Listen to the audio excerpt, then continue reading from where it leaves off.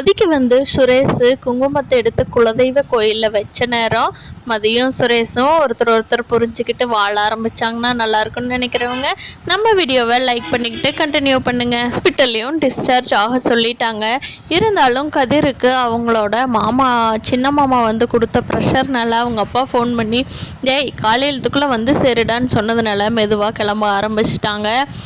மாமா உங்களுக்கு ஏதாவது வழி இருந்தால் சொல்லுங்கள், மெதுவாகவே போகலாம், காலையில் ஊர் போய் சேர்ந்துடலாம் அப்படின்னு சொல்லிட்டு அவர்கிட்ட இங்கே நடந்த எந்த பிரச்சனையும் கதிர் சொல்லவே இல்லை. அப்படியே பேசிக்கிட்டு மெதுவாக போய்கிட்டே இருக்காங்க.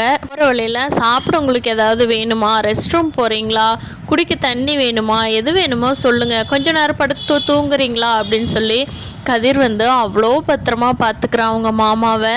கதிருக்கு அவங்க மாமாவுக்கும் நல்லா அண்டர்ஸ்டாண்ட் ஆயிடுச்சு இந்த விஷயத்தினால. கோயிலுக்கு போயிட்டு எல்லாரும் வந்ததுக்கப்புறமா ராஜி, மீனா, அவங்க அத்தை கோமதி அம்மா எல்லாருமே சரிங்க நாங்களும் நீ ஊருக்கு கிளம்புறோங்க அப்படிங்கிறாங்க. அப்போ சுரேஷ் பாக்யராஜில் இருந்துட்டு ஏன் இந்த நைட் எதுக்கு கிளம்புறீங்க, நாங்களே காலையில் பஸ் ஏற்றி விட்றோம் போய்க்கலாம் அப்படிங்கிறாங்க.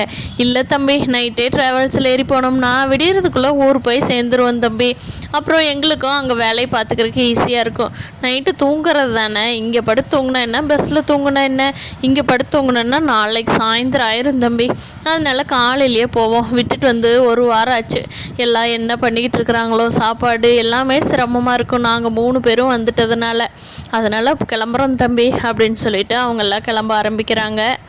மதியம் மலர்ந்தால் ரொம்ப வருத்தப்படுறாங்க. சரி நீங்கள் போகணுமா, நீங்கள் போயிட்டிங்கன்னா நாங்கள் உங்களை ரொம்ப மிஸ் பண்ணுவோமே அப்படிங்கிறாங்க. நானும் தாம்மா உங்களை மிஸ் பண்ணுவேன், அப்படியெல்லாம் ஃபீல் பண்ணிகிட்டு இருந்தால் அவரோர் வீட்டுக்கு போகாமல் இருக்க முடியுமா, நான் என் வீட்டுக்கு போய் தானம்மா ஆகணும் அப்படின்னு சொல்லிட்டு கோமதி எல்லாத்தையும் சமாதானப்படுத்திட்டு எல்லாத்திட்ட இருந்து சந்தோஷமாக விடைபடுறாங்க. சுரேஷுக்கு ஒரு கால் வருது. அவங்க அப்பா சொல்கிறாரு, சுரேஷ் நீ இவன் கொண்டு பஸ் ஸ்டாண்டு ட்ராப் பண்ணிட்டு வந்துருப்பா அப்படிங்கிறாங்க. சரிப்பா அப்படிங்கிறாங்க. நான் கால் டாக்ஸி புக் பண்ணி அனுப்பிச்சி வச்சிட்றேன், நான் வண்டியில் கூட்டிகிட்டு போக முடியாது அப்படிங்கிறாங்க. அப்போ சுரேஷுக்கு ஒரு ஃபோன் வருது. அப்போது ஒரு கேஸ் விஷயமா வந்து நீங்கள் குன்னக்குடி வரைக்கும் போகணும், அங்கே தான் அவர் இருக்கார், அவரை போய் டைரெக்டாக நீங்கள் போய் டீல் பண்ணிட்டு வரணும் சுரேஷ் அப்படின்னு சொல்லிட்டு ஹையர் ஆஃபீஸிலேருந்து ஃபோன் பண்ணி சுரேஷுக்கு சொல்கிறாங்க. அப்போ சுரேஷ் என்ன சொல்கிறீங்க, இந்த நைட் டைம் நான் எப்படி போயிட்டு வர முடியும் அப்படிங்கிறாங்க. இல்லைப்பா, யாராவது ஒருத்தர் ஸ்டேஷன்லேருந்து போய் தான் ஆகணும், நீ தான் வேலிடாக இருக்க, அதனால் நீ போயிட்டு வந்தீங்கன்னா தான் கரெக்டாக இருக்கும் அப்படின்னு சொல்லி இன்ஸ்பெக்டரை கூப்பிட்டு சொன்னதுனால சுரேஷ்னால் மறுக்க முடியல. போயிட்டு உடனே கூட திரும்ப வேண்டாம்ப்பா, ஒரு நாள் ரெஸ்ட் எடுத்துகிட்டே நீ வேலைக்கு வா, எனக்கு வந்து நாளைக்கு இல்லை நாளை மறுநாள் வந்து நீ ஸ்டேஷனுக்கு வந்தீங்கன்னா போதும், உன்னை வந்து டியூட்டியில் நான் போட்டுறேன், போயிட்டு வா சுரேஷ் அப்படிங்கிறாங்க. Okay sir I will care sir அப்படின்னு சொல்லிட்டு சுரேஷ் இப்போ தான் கோயிலுக்கு போயிட்டு இன்றைக்கி ஒரு நாள் லீவு விட்டுட்டாங்களே, நைட் டியூட்டி இல்லைன்னு சந்தோஷப்பட்டேன், ஆனால் அதுக்குள்ளே குன்னக்குடிக்கு வேலைக்கு ஒரு கேஸ் விஷயமாக அனுப்பியிருக்காங்க அப்படின்னு சொல்கிறாங்க. அப்போது சுரேஷோட அம்மா இருந்துட்டு என்னடா நைட் டைம்லாம் கூப்பிட்டு சொல்கிறாங்க அப்படிங்கிறாங்க. ஏம்மா போலீஸ் வேலைன்னா அப்படித்தான் இருக்கும், 24 மணி நேரம் நம்ம இருந்துட்டு தான் இருக்கணும், அதுக்கெல்லாம் பார்த்தா போலீஸாக இருக்க முடியுமா அப்படிங்கிறாங்க சுரேஷ். ஆமாம், அப்புறம் இவங்கெல்லாம் குன்னக்குடி தானே போகிறாங்க, சேர போய்க்கிறீங்களா எல்லோரும் ஒன்றாவே, எப்போ அங்கே போய் உனக்கு வண்டி கிண்டியெல்லாம் வேணுமா, கோமதி சொல்கிறாங்க. நம்ம ஊருக்கு வந்துட்டு தம்பி நான் கவனிக்காமல் விட்டுருவோனா, என்னென்ன சொல்கிறீங்க நீங்கள், நாங்கள் எல்லோரும் ஒன்றா போய்க்கிறோம், என் தம்பி போய்க்கலாமா அப்படிங்கிறாங்க. சரிங்கம்மா, நம்ம ஒன்றாவே போய்க்கலாம், நீங்கள் ட்ராவல்ஸ்லாம் போகணுங்கிற அவசியமே இல்லை, எனக்கு ஸ்டேஷன்லேருந்து கார் வருது, அந்த கார்லேயே நம்ம ஒன்றாவே போய்க்கலாம் 4 பேரும் அப்படிங்கிறாங்க. ரொம்ப நல்லதாக போச்சு தம்பி, உங்களுக்கு அலைச்சல் தான், இருந்தாலும் நாங்கள் பஸ் ஏறி அங்கே இங்கேயும் சிரமப்பட வேண்டியதில்லை, எங்களை கார்லேயே கொண்டு வந்து வீட்டுக்கு விட்டுருவீங்க அப்படின்னு யதார்த்தமாக கோமதியம்மா சொல்லிவிட்டு எல்லாத்துக்கும் பாய் சொல்லிவிட்டு கிளம்புறாங்க.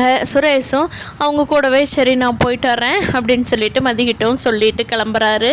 இப்போ தான் சுரேஷுக்கு கொஞ்சம் கொஞ்சமாக மதியம் வீட்டில் இருக்கா, அவர்கிட்ட சொல்லிட்டு போகணுங்கிற இது வந்து சொல்கிறாரு. இவங்களும் கிளம்பி குன்னக்குடி கிளம்பிட்டாங்க. அங்கே போகும்போது கரெக்டாக காலையில் ஆயிடுது கோமதி அம்மாவோட வீட்டுக்கு. சுரேஷ், கோமதி, மீனா, ராஜி எல்லோரும் போய் இறங்குறப்போ கரெக்டாக கதிரும் அவங்க மாமாவும் வந்து காரில் இறங்குறாங்க. அவங்க மெதுவாக வந்ததுனால ரொம்ப லேட் ஆயிடுச்சு. அவங்களும் ஒரே டைம் தான் அங்கே போகிறாங்க. அங்கே போய் பார்க்கும்போது அவங்க தம்பி ரெடியாக இருக்கார். என்னடா காலையில் வர சொல்லி மிரட்டின உடனே கூட்டிகிட்டு வந்துட்டியா? எங்கள் அண்ணனை கூட்டிகிட்டு போய் என்னென்ன சொத்துட எழுதுனேன்? 10 லட்ச ரூபா அக்கௌண்ட்லேருந்து பிடுங்கி இருக்கிற எங்கள் அண்ணனை ஏமாற்றி பிடுங்கிட்டியாடா? அவர் கரெக்டாக தாண்டா இருப்பார். ஆனால் நீ என்னமோ அவருக்கு வசியம் வச்சு பணத்தை 10 லட்சம் பிடுங்கிட்ட. இன்னும் சொத்தெல்லாம் என்னென்னடா எழுதி வாங்கியிருக்கிற எங்கள் அண்ணனை ஏமாற்றி அப்படின்னு சொல்லி கேட்குறான். அப்போது ராஜியோட அம்மா வந்துட்டு, தம்பி கம்மன் இருக்கு தம்பி, உங்கள் அண்ணனை கேட்டுக்கலாம், நீங்கள் எதுக்கு தேவையில்லாமல் சண்டை கட்டுறீங்க? ஏங்க எதுக்குங்க ஒரு வாரம் போனீங்க, உங்கள் தம்பி படுத்தி எடுத்துட்டாருங்க, வாங்க வீட்டுக்குள்ளே அப்படின்னு சொல்லி அவங்க அம்மா அவரை உள்ளே கூட்டிகிட்டு போகிறாங்க. அவரோட அம்மா, ஏப்பா என்னப்பா ஆச்சு, உன் தம்பி பறந்தான்ப்பா, வந்துடுவான், கம்முனுருடான்னு நான் சொன்னேன். அவன் எங்கே கேட்குறான், அவனும் அவன் பையனும் சேர்ந்துக்கிட்டு படுத்தி எடுக்கிறாங்கடா, எங்கடா போனீங்க அப்படின்னு சொல்லி ராஜியோட ஆத்தா கேட்குறாங்க. அதுக்கு ராஜியோட அப்பா சொல்கிறாரு, அம்மா ஒன்றும் இல்லைம்மா, கொஞ்சம் வேலை விஷயமா போயிருந்தேன். எல்லாத்துக்கும் சொல்கிற வேலையாக இருந்தால் நான் சொல்ல மாட்டேனா? ஏன் இப்படி சொல்லாமல் இருக்க போகிறேன் அப்படின்னா, ஏதோ ஒரு காரணம் இருக்க போய் தானே சொல்லாமல் இருக்கிற. அதனால் நீங்கள் என்னை ரொம்ப தொந்தரவு பண்ணாதீங்க, எனக்கு ரொம்ப டயர்டாக இருக்குது, நான் போய் ரெஸ்ட் எடுக்கிறேன், கொஞ்சம் நேரம் என்னை ஃப்ரீயாக விட்டுருங்க, எதாக இருந்தாலும் கொஞ்சம் நேரம் தூங்கி எந்திரிச்சு வர்றேன், அப்புறம் பேசிக்கலாம் அப்படிங்கிறாங்க. அண்ணே அந்த 10 லட்சத்தை எதுக்குன்னு எடுத்தீங்க, என்ன வேலை விஷயமா கூட போங்க அப்படிங்கிறாங்க. அதுக்கு ராஜியோட அம்மா, தம்பி கொஞ்ச நேரம் விடுங்க தம்பி, அவர் தான் ரெஸ்ட் எடுத்துகிட்டு வர்றேங்கிறாருல, அப்புறம் நீங்கள் கேட்டுக்குவீங்களாமா அப்படின்னு சொல்லி அவர் உள்ளே அனுப்பிச்சி வச்சிடுறாங்க. இங்கே கோவம் வந்த ராஜியோட சித்தப்பா வேகமாக வெளியில் வந்து, இவங்கெல்லாம் அப்புறம் தான் இப்போ வெளியில் நின்று பேக் எடுத்துகிட்டு பேசிகிட்டு இருக்காங்க. என்னப்பா எப்படி இருந்தது, எக்ஸாம் எப்படி எழுதுன, மீனா நீ எப்படி போன, ஏமா கோமதி நீ இல்லாமல் உன் பொண்ணு அதை பண்ணுறேன் இதை பண்ணுறேன்னு சமையலில் படுத்தி எடுத்துட்டா போ அப்படின்னு சொல்லிக்கிட்டு இருக்கிறாங்க. அப்போ வந்து அவங்க தம்பி வேகமாக சண்டைக்கு வர்றாரு. அதாவது ராஜியோட சித்தப்பா, ஏண்டா எங்கள் அண்ணனை எங்கடா கூட்டிகிட்டு போனேன், நீ எங்கே கூட்டிகிட்டு போய் அவர்கிட்ட சொத்தையெல்லாம் எழுதி வாங்கினியா, காசு 10 லட்ச ரூபாய் எடுத்துருக்குற, அங்கே வாங்கி இந்த பக்கம் கொடுக்கறதுக்கு வாங்கிட்டியாடா? உங்கள் அப்பா மளிகை கடையில் நஷ்டமாயிருச்சு, எப்படியாவது உன் மாமனார்கிட்ட அழுங்காமல் நைஸாக பேசி காசை வாங்கிட்டு வான்னு சொன்னானாடா அப்படின்னு சொல்லவும், நம்ம கதிரோட அப்பாவுக்கு பயங்கரமாக கோவம் வந்துச்சு. டேய் என்னடா பேச்சு பேசுகிற அப்படின்னு சொல்லி 2 பேரும் கைகலப்புக்கு போயிட்டாங்க.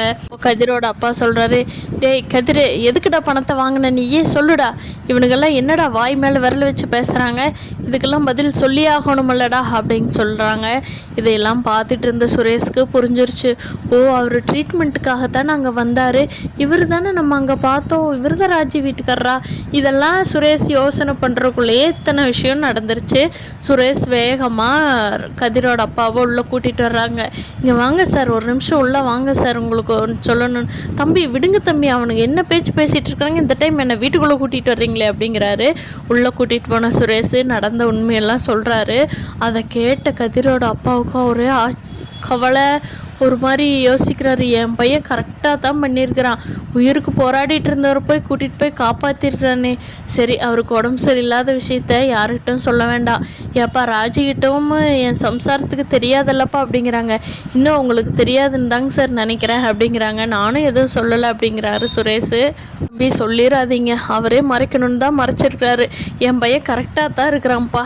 நான் கூட ஒரு நிமிஷம் பயந்துட்டு அவனுக்கு சொன்ன பேச்சை கேட்டு சரிப்பா பார்த்துக்கலாம் அப்படின்ட்டு வெளியே கூட்டிகிட்டு போகிறாங்க. அடுத்தடுத்து என்ன நடக்க போகுதுங்கிறத நாளைக்கு எபிசோடில் பார்க்கலாம் ஃப்ரெண்ட்ஸ்.